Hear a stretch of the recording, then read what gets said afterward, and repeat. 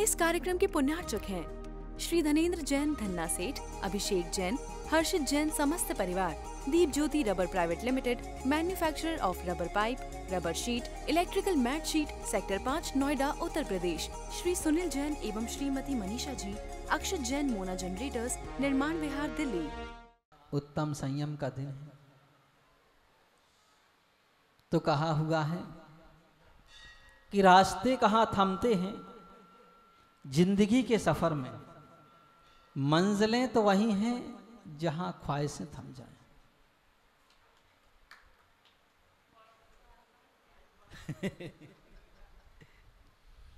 रास्ते कहाँ थमते हैं जिंदगी के सफर में, मंजिलें तो वही हैं जहां ख्वाहिशें थम जाएं।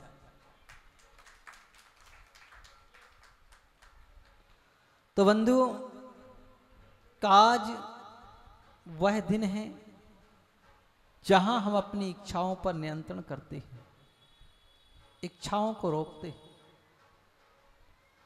और जहां इच्छाएं रुक जाएं वहीं से संयम शुरू हो जाता है, वहीं से नियंत्रण शुरू हो जाता है।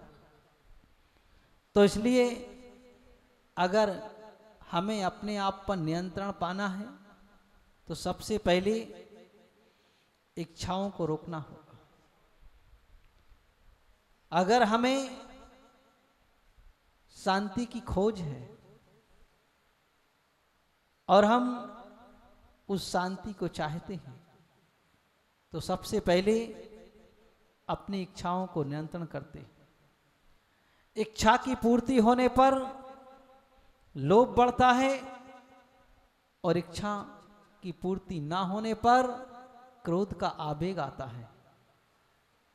इसलिए अगर हमें अपने पर नियंत्रण करना है तो सबसे पहले अपने को, इच्छाओं को रोकना होगा। और इसी का नाम संयम है, इसी का नाम चारित्र है। आचार्य कुंद महाराज कहते हैं, चारित्रम खलु धम्मो, धम्मो जोसो समोत्ति निर्दिष्टो, मोह खोह विहीणो अप परिणामो सुधम्मो। कहा है कि चारित्रम खलु, और का चारित्र ही धर्म है, संयम ही धर्म है, नियंत्रण ही धर्म है। किसी ने पूछा कि ये चारित्र क्या होता है? औने का सम्मो जोसो निधोटी धम्मो, औने का समता भाव ही धर्म है। असमता भाव अधर्म है और समता भाव धर्म है। तो वह समता भाव क्या है? औने का मोह खोह विहीणो, मोह और क्षोभ से रहित इस आत्मा के परिणाम का नाम ही समता भाव। वही चारित्र है, वही संयम है, वही नियंत्रण है, वही धर्म है।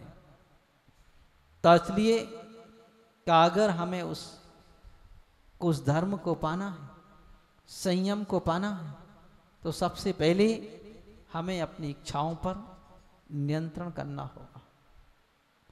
और जब हम अपनी इच्छाओं पर नियंत्रण कर लेते हैं तो मन नियंत्रित हो जाता है, बस में हो जाता है। फिर हम जैसा चाहें वैसा अपने आप को नियंत्रित कर लेते। और संयमी व्यक्ति कभी दुखी नहीं होता है। अगर कोई अभाव भी है तो असंयमी हमेशा अभाव में दुखी होता है, और संयमी अभाव को स्वामेव चला करके लाता है और उसमें सुखी रहता है। तो उसी का नाम संयम है कि जब हमारे पास कोई वस्तु का अभाव होता है और हम अपना जीवन उस अभाव में भी उतने ही आनंद से जीना सीख लेते हैं, उसी का नाम संयम है। व्यक्ति कहते हैं कि मेरे पास एक घर हो जाए तो बहुत अच्छा है, बहुत सुखी हो जाऊंगा। घर हो गया, फिर कहते हैं शादी हो जाए तो बड़ा सुखी हो जाऊंगा। शादी हो गई, फिर कहते बच्चा हो जाए तो बड़ा सुखी हो जाऊंगा, है ना, बच्चा भी हो जाए। फिर कहते हैं उसके यहां भी बच्चा हो जाए तो बड़ा सुखी हो जाऊंगा। मतलब तुम दूसरे को इकट्ठा करके और दूसरे का संग्रह करके हम सुख की खोज कर रहे हैं। ऐसा हो जाए तो मैं सुखी हो जाऊंगा, जबकि ये सुख के कोई मार्ग नहीं, ये सब दुख के मार्ग हैं। किसके हैं? दुख के हैं। अगर ऐसा ना होता तो आचार्य अमित गति महाराज ना कहते कि संयोग तो दुख मनेक में कम यतो स्नुते जन्म बने शरीर। सामायिक पाठ में अमित गति महाराज कहते हैं कि संयोग तो दुख मनेक में कम का, जितने भी संयोग मात्र हैं वह सब दुख के कारण, सुख के कारण नहीं है। तो फिर इसलिए सुख का कारण क्या है? का सुख का कारण एकमात्र एकत्व विभक्त आत्मा का अनुभव करना है, उसमें रमण करना ही एकमात्र सुख का कारण। आप जितने भी संयोग जुटाते जाएंगे उन सब में हम कहेंगे कि सुख मिल जाएगा, तो नहीं मिलेगा। भर्तृहरि हरि महाराज ने कहा हुआ है, भोगों में रोग का भय है, संयोग में वियोग का भय है, मित्रता में भेद का भय है, वित्त में चोर का भय है, देह में रोग का भय है। का हर चीज भय ही भय से उत्पन्न होने वाली है। एकमात्र अभय वैराग्य ही एकमात्र अभय है, जिसमें कोई भय नहीं लगा। तो सब जगह भय ही भय उत्पन्न होता है। तो इसका मतलब हम जितनी चीजों को संग्रहित करेंगे वो सब हमारे भय की मात्र कारण बनेंगे। और निर्भयता का कारण एकमात्र अगर कोई चीज बनती है तो वह आत्मबुद्धि ही बनती है, दूसरा कोई चीज नहीं हुआ करती।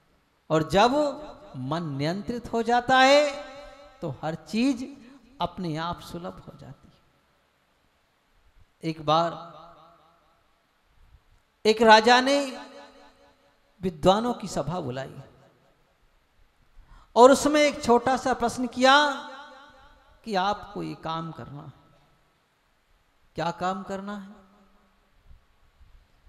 एक बकरा खड़ा कर दिया, बोले इसका पेट भरना है और कुछ नहीं करना। और उसमें भी तुम्हें अपना कोई द्रव्य नहीं लगाना है, सारा द्रव्य राजकोष से मिलेगा। और अगर तुमने इसका पेट भर दिया तो जो चाहो वो मन चाहा इनाम दिया जाएगा। ऐसा नहीं कि ये दिया जाएगा, पहले से फिक्स नहीं। जो तुम चाहो किमिच्छित दान, चक्रवर्ती के यहां किमिच्छित दान मिलता है। किमिच्छित मतलब जो तुम्हारी इच्छा हो वो मांग लो, जिससे तुम तृप्त हो जाओ और खुश रहो। तो ऐसा किमिच्छित दान मिलेगा ऐसे वहां पर। तो राजा ने भी घोषणा कर दी किमिच्छित दान दूंगा। उसमें बहुत सारे विद्वान आ गए और ने सोचा कि अपने तो पुण्य का योग आ गया, और राजा की बुद्धि मारी गई। एक बकरे का पेट भरने के लिए कहता है हमारे ही राज्य से सामान ले जाओ, मुद्राएं ले जाओ और बाद में भर दो तो किमिच्छित दान। सोचा इसकी तो बुद्धि मारी गई आज, और अपने पुण्य का उदय आ गया। अब बहुत सारे विद्वान इकट्ठे हुए। सबसे पहले किसका नंबर आएगा? जो बड़े नामी होते हैं, विद्वान होते हैं, उनका नंबर आया। बढ़िया से ले गए, खूब अच्छे से उसको बहुत खिलाया पिलाया, मेवा मिष्ठान जो कुछ खाना खूब खाया। हर समय तसले भर करके रखते, खाते ही रहो। बकरा भी मगन, बोले मजे आ गए अपने। तो देखिए कितना मिल रहा है। राजा के पास दूसरे दिन परीक्षा के लिए ले गए कि अब देखें पेट भरा कि नहीं भरा। राजा ने बढ़िया से अच्छी ताजी पत्ती बुलवाई। बकरे को क्या पसंद होता है? हाँ, नीम की पत्ती। ऊंट को और बकरे को नीम की पत्ती सबसे ज्यादा पसंद है।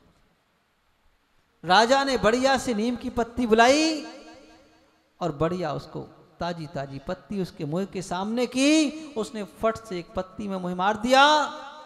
राजा ने कहा इसका पेट कहां भरा है, ये तो खाने की इच्छा कर रहा है। विद्वान दूसरे बैठे हुए थे, बोले बड़े विद्वान हैं, कंजूस हैं, है ना। और विशेष करके ऐसा होता है कि हमेशा से जो दक्षिणा से अपना आजीविका चलाता है वो कंजूस जरूर होता है, ऐसा नियम रहता है। तो औने का बड़े विद्वान है, कंजूस है, इसलिए आप दुनिया से दान ले लोगे लेकिन ब्राह्मण से दान लेना मुश्किल है, कभी लेके बता देना मुश्किल है ना। क्यों? क्योंकि वो दूसरे से दक्षिणा लेता है, वो तुम्हें कैसे दे सकता? कभी नहीं दे सकता। पंडित आदमी कभी दान नहीं कर सकता, कोई बिरला है जो कर देगा, क्योंकि वो दूसरे से लेने की आदत है, उसको देने की कहां इच्छा हो सकती, कभी नहीं हो सकती। तो इसलिए दूसरे विद्वानों ने कहा कि राजेंद्र मुद्राएं भी ले गया, कंजूस आदमी है, नहीं खिलाया होगा अच्छे से। दूसरे पंडित खड़े हो गए, बोले लाओ मैं ले जाता हूं, इसका पेट कल अच्छे से भर के लाऊंगा। और दूसरे ने भी खिलाया पिलाया, बहुत खिलाया, मन मानस जो खाना वो खाओ, और यहां तक कि रास्ते में भी खिलाते ले आए। राजा ने कहा चलो भाई इसकी परीक्षा कर लें, आपने बहुत खिलाया पिलाया। और परीक्षा के लिए खड़ा किया और फिर वही पत्ती बुलाई, उसने फिर मुंह मार दिया। क्योंकि बकरा एक ऐसा प्राणी है कि दिन रात खाता है, जब देखो वही, लेकिन खाता थोड़ा है, लेकिन दिन रात खाता है। तो फिर उसने मुंह मार दिया, बोले इसका पेट कहां भरा, खाली है। आगे आगे करके बहुत सारे विद्वानों का नंबर लगा, लेकिन कोई पेट ना भर सका। एक सामान्य से व्यक्ति थे, कोई ज्यादा नामी नहीं थे, कोई ज्यादा नाम नहीं था, ना ज्यादा कुछ बोलते थे, शांत स्वभावी थे। और ने कहा लाओ, अब तुम लोगों से नहीं भरा इसका पेट, तो मैं भर देता हूं। तो राजा पहले तो बड़ा कुपित हुआ, उसने कहा कि मैं तो समझता था कि आप सब विद्वान हैं, लेकिन मुझे तो लगता है कि मेरी ये सभा विद्वानों से खाली है, कोई यहां विद्वान नहीं है, सब ढोंगी नजर आ रहे। एक बकरे का पेट ना भर सके तो कैसे विद्वान। जैसे वैष्णव में कहा जाता है कि जिस समय सीता का स्वयंवर होना था, धनुष तोड़ने का नंबर आया, तो बड़े बड़े सूरवीर आए, लेकिन धनुष के पास ही नहीं पहुंच पाते थे। तो राजा जनक उत्तेजित हो गए, मुझे लगता है कि ये धरा वीरों से खाली है। तो लक्ष्मण तमक उठे, बोले राजन संभल के बोलना, अभी हम परीक्षा देने के लिए बाकी हैं और हमारे भाई भी बैठे, अगर मेरे भाई आज्ञा दें तो तुम्हारा धनुष तो क्या, तुम्हारी जनकपुरी को मैं तोड़ के रख दूं। तो ने कहा लेकिन मेरे भाई अभी आज्ञा नहीं दी, इसलिए मैं बैठा, और हमारी क्या, हमसे तो बड़े हमारे भाई ज्येष्ठ भ्राता बैठे हो, तो धनुष को तो यूं तोड़ देंगे। और रामायण में लिखा, वो कंदो की ब्रह्मांड उठाऊं, कांची घट जिमी जारन फोरी। इस ब्रह्मांड को मैं ऐसे कच्चे घड़े के समान उठा करके तोड़ दूंगा, तुम्हारा धनुष तो क्या चीज है। तो ने कहा कोई बात नहीं। ऐसे राजा को भी बड़ा गुस्सा आया कि देखिए क्या लगता है विद्वानों से सभा खाली है, तो एक सामान्य से पंडित बैठे हुए थे, उन्होंने कहा रुक जाओ अभी राजन, अभी मैं बाकी हूं, इसके बाद कहना आप कि ये सभा खाली है।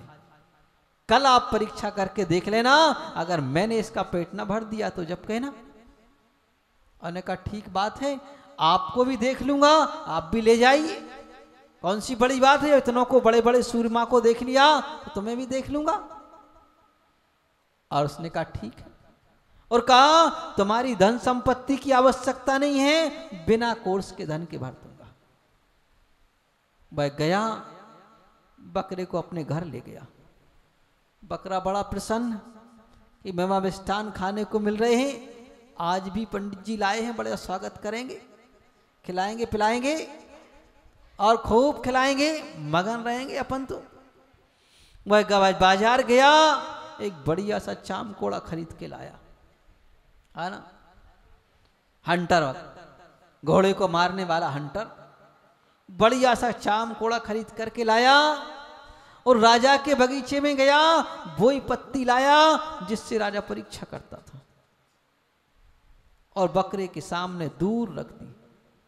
बकरा बिल्कुल जमीन खोद रहा है और आगे बढ़ने के लिए परेशान कि कब डालेगा ये। और जैसे ही उसने उसमें से एक मुट्ठी पत्ती निकाली और बकरे के सामने की, वह खाने को जैसे झपटा तो 3-4 हंटर खींच के दिए, पूरी ट्रेनिंग कर दी। फिर उसने कहा बात क्या है, रोज तो मेवा मिष्ठान मिलता था, आज तो हंटर पड़ रहे। फिर आगे बढ़ाई, फिर खाने को दौड़ा, फिर 4-5 लगाए खींच करके, और कहा ध्यान रखना इसकी ओर बढ़े तो ठीक हो जाओगे। 4-5 और दिए। फिर थोड़ी देर रेस्ट किया कि थोड़ा शांति पकड़ लो। फिर आगे बढ़ाई पत्ती, और फिर वह बड़ा तो उठा के 10-12 दिए खींच करके। आप सावधान रहना, बकरा भी मन वाला है, समझ गया कि मामला कहीं यहीं गड़बड़ है ना, इस पत्ती में कुछ मामला गड़बड़ है। अब उसने सोचा कि अगली बार अगर ये बढ़ाएगा तो थोड़ा सावधानी से खाऊंगा, झपटूंगा नहीं, धीरे धीरे से आगे बढ़ूंगा। फिर पत्ती दिखाई तो धीरे से ऐसा मोय बढ़ाता है, उसने मोय पर 2-3 लगा दिए, बोले नीचे करके रखना, ऊपर नहीं उठाना। इस कार्यक्रम के पुण्यार्चक थे श्री धनेंद्र जैन धन्ना सेठ, अभिषेक जैन, हर्षित जैन समस्त परिवार। Deep Jyoti rubber private limited, manufacturer of rubber pipe, rubber sheet, electrical mat sheet, sector 5, Noida, Uttar Pradesh. Shri Sunil Jain एवं श्रीमती मनीषा जी, अक्षत जैन मोना जनरेटर्स, निर्माण विहार, दिल्ली।